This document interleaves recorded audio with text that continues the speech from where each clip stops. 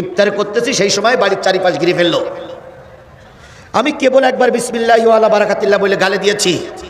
রোজার মাস, সবাই এসে আমাকে ধরে বলতেছে, হুজুর আপনি আজিজুল ইসলাম জিহাদি? জি। ওসি সাহেব আপনাকে সালাম দিয়েছে। তাই আমি বললাম, ওসি সাহেব সালাম দিল, তাই ইফতারের সময় কেন? তা বলতেছে, না হুজুর এখনই যেতে হবে। এবার আমার হাত ধরে বলতেছে, হুজুর আপনি কি আফগানিস্তানে যুদ্ধ করতে গেলেন? তাই বললাম, কেন? আচ্ছা আপনার নামের শেষে জিহাদি কেন? আমার মা বললেন, না বাবা, ছোটবেলার থেকে লোক জিহাদি জিহাদি ডাকে, তাই সেই পরিচয় পরিচিত। আমাকে ধরা হলো। ভাই ওই আয়না ঘরের কথা কি বললো, আমার জীবনের কথাটা বলতেছে, আমাকে ধরা হলো। নামাজ পড়তে চাইলাম, ওরা একজন লোক 15-16 জনের ভিতরে একজন লোক আমার সঙ্গে নামাজ পড়লো। নামাজ পড়ে বেরিনের পরে আমাকে পায়জামা পাঞ্জাবি টুপি পরায়ে হাত কড়া পরালো। পরানোর পরে মোটরসাইকেলের মাঝখানে একজন ড্রাইভার, পিছনে একজন, আমাকে নিয়ে ওরা পাতা করে ধরলে আমি যেন দৌড়ায় যেতে না পারি।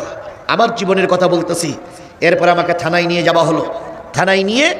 থানায় রাখলো। ওখানে একজন পুলিশের আচরণ আমি ভালো পেয়েছিলাম, আল্লাহ পাক তাকে মাফ করে দিক। তাকে বলেছিলাম, ভাই ইফতারি করে পানি খাওয়ার সুযোগ পাইনি, একটু পানির ব্যবস্থা যদি করতেন। উনি দোকান থেকে পানি আর একটা পাউরুটি কিনে দিলেন। দেওয়ার পর ওখান থেকে আমাকে নিয়ে আর এক ঘরে নিয়ে যেয়ে এরকম বেঞ্চির হাতুলির সঙ্গে আমাকে বেঁধে রাখলেন। কিছুক্ষণ পরে এশার আজান দিল। এশার আজান দেওয়ার পরে আমি বললাম, ওনারা বললেন যে বাথরুমের কাজ থাকলে আপনি বাথরুম সেরে নেন। আমাকে একটা টয়লেটের ভেতরে নিয়ে গেল। ভাই সত্যি কথা, আমার জীবনের কথা কোরআন শরীফ থেকেই বলতেছি। এরপরে বাথরুমের ভিতর থেকে বের করে আমার চোখ বাঁধলো।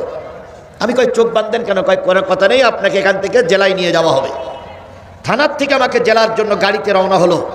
সামনে একটা গাড়ি, মাঝখানে আমার গাড়ি, পিছনে আরেকটা পুলিশের গাড়ি। 3টে গাড়ি। পুলিশের যে সাইরেন, পুলিশের যে বাঁশি, ওই বাঁশি বাজাতে বাজাতে আমাকে নিয়ে যাওয়া হলো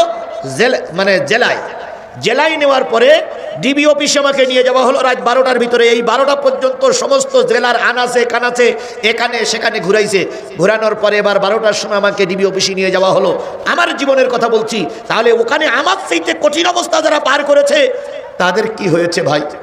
তাদের জীবনটা কত কষ্টের ছিল। এরপরে আমাকে ওখানে রেখে রাত 12টার পরে এবার এসপি সাহেব আসলো, ডিসি সাহেব আসলো, এডিশনাল এসপি আসলো। আমার চোখ বাঁধা একটা টুলির পরে বসাই রাত 4টা পর্যন্ত আমাকে জিজ্ঞাসাবাদ করলো। এরপরে প্রথম দিন গেল, দ্বিতীয় দিন গেল, তৃতীয় দিন এই একই রকম জিজ্ঞাসাবাদ। কখনো হুইল চেয়ারে বসায়, কখনো চোখ বাঁধে, কখনো ধাক্কা দিয়ে ফেলেই দেয়, কখনো বিভিন্ন প্রশ্ন করে। শেষ পর্যন্ত তৃতীয় দিন রাত্রে সিদ্ধান্ত হলো আমাকে গুলি করে মেরে দেওয়া হবে।